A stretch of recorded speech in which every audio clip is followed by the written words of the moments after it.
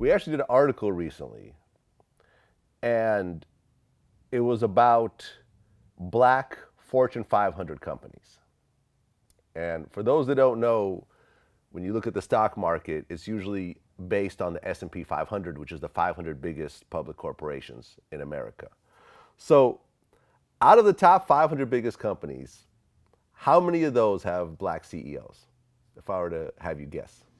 Out of 500, The I would top 500, the not just top 500 random, the the top top 500 companies in 500. America. I would think that out of 500, you might have 20.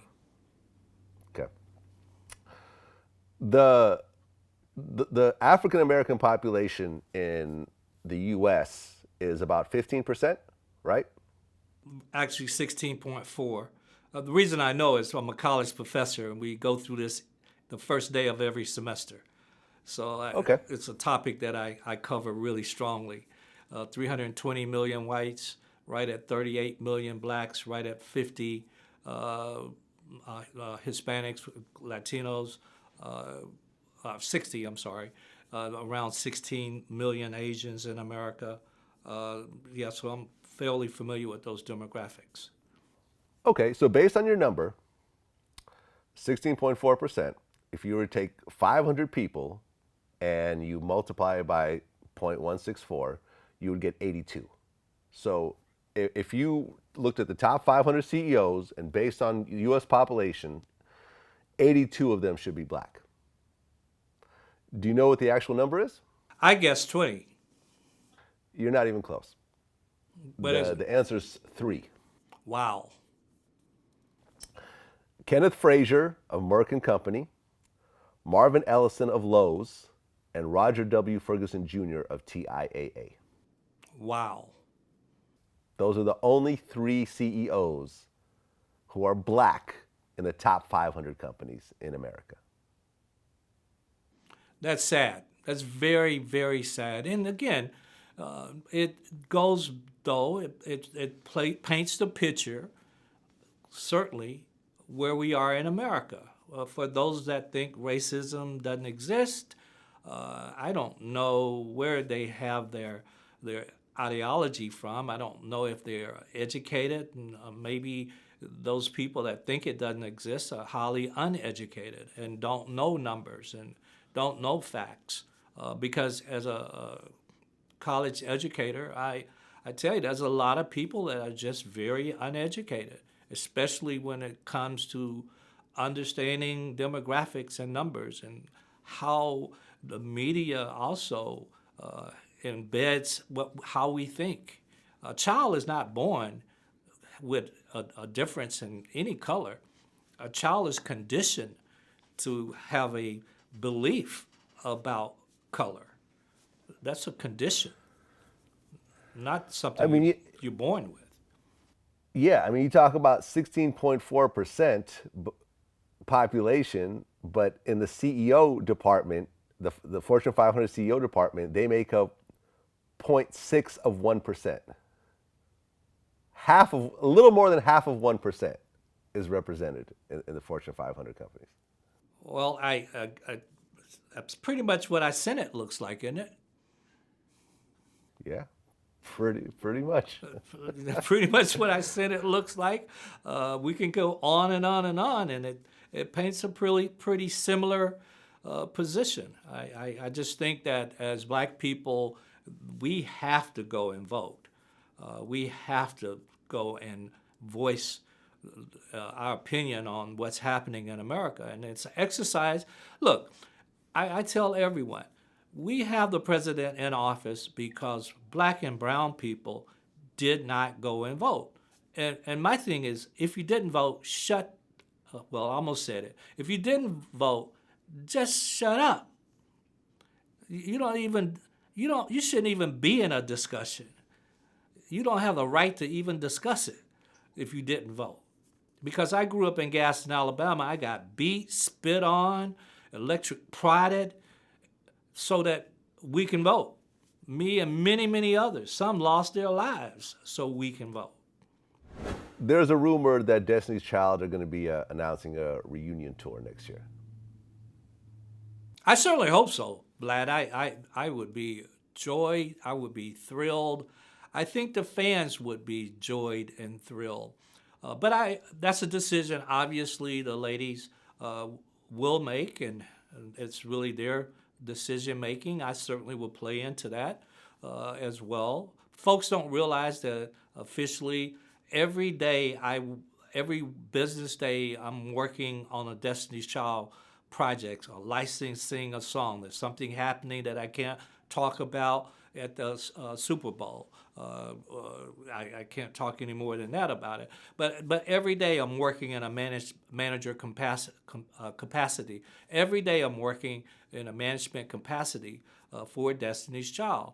And so I can tell you, if that decision was made by the ladies in 2020, it would be 2013 before that tour could happen, because those type of tours and stadiums around the world, because this wouldn't be just the United States, takes years of preparation.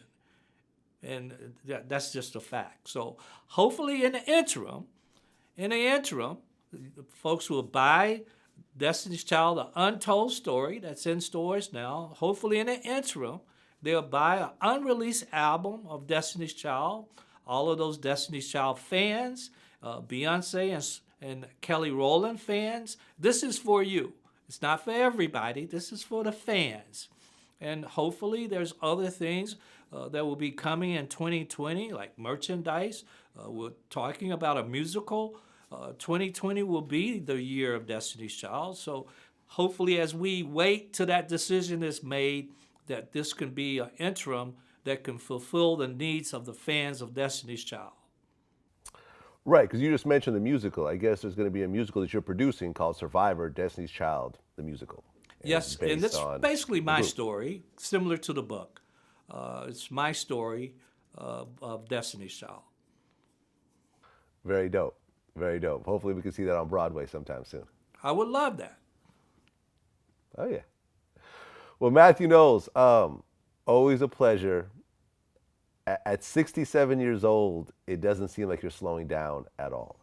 Hey, I finally feel 100% now, Vlad, back to my old self, and I'm excited about that. Soon, as you said, I'll be 68 years old. I don't feel that way. I still got my jump shot. You saw me, years ago take Kobe to the hoop. I think today I still could take Kobe to the hoop. So, that's a challenge, Kobe Bryant, if you're listening.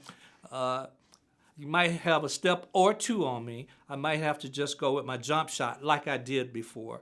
But I'll probably just use that on you. But I'll go left on you and shoot it with my left hand this time. But I'm excited about being on the show. Hopefully, this book can open the eyes and share some untold stories that you never ever knew about regarding Destiny's Child, Beyonce, Kelly, Michelle, and some of the other members. Oh, yeah. And I just think it's just so inspiring. Most people are trying to retire. Like, I want to retire by 30. I want to retire by 40. You're 67, and I don't see retirement even on the horizon with you. I really think that if I retired and did nothing, I would die. I would actually die sooner. I would much rather die still working and having fun and living my passion, because that wouldn't be my passion, sitting on the beach looking at the water and the sun setting. I know that's some people's passion. That's not mine. My passion is educating and motivating people in entrepreneurship and music business. That's my passion, and I just ask people, go to MathewKnowles.com if you like me, book me to speak. Another one of my passion. I love telling my stories and educating, and I would. That's what I do today, Vlad. I live my passion every day. Very grateful, very blessed to see my kids successful, grandkids that will have opportunities that I never had. That brings joy to me. Yeah, I mean, last year I interviewed John Witherspoon, and he was 77 at the time. And I asked him why he wasn't retiring. And he goes, "Hey, man, I don't want to just sit at home and look at my waterfall all day. I want to make some money. I'm making more money than I ever made before. I love what I do. I love, he was still doing stand up up to the day he died. In fact, I'd heard that he died packing for another show. And what a great way to go, right? Uh, want to be the same. I just don't want to be sitting back. I have several more books in me. This is my fifth book. My next book is Artist Management, Intro to Artist Management. Then after that is Entrepreneurship 101. Then I have this story. I have these books always in my head.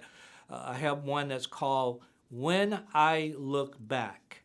And that'll be like the story of my life. And I have that in my head when I look back, what that looked like to bring me to this day. It had twists and turns, but at the end of the day, I hope that I've helped many people. It brings me joy, even with my cancer scare. The many people that have told me thank you for saving their lives, actually. Early detection, going to the doctor. And I always say, pray not for a life free from trouble, pray for triumph over trouble, because what you and I call adversity, God in the universe calls opportunity. We often look at life and all the bad things and hope they don't happen. They will happen. Look at the opportunity that exists in those. So I'm really proud to, and thank you again for allowing me to be on the show today. I can only thank all the fans of Destiny's Child that been there for years. I hope they enjoy the book. I hope they enjoy the music, because this is for them. It's not for everyone. It's for you. Thank you. That's how we're going to end it. Mathew Knowles, always a pleasure, and all the best for you in the future with your health and your business and your family and everything else like that. Thank you, brother.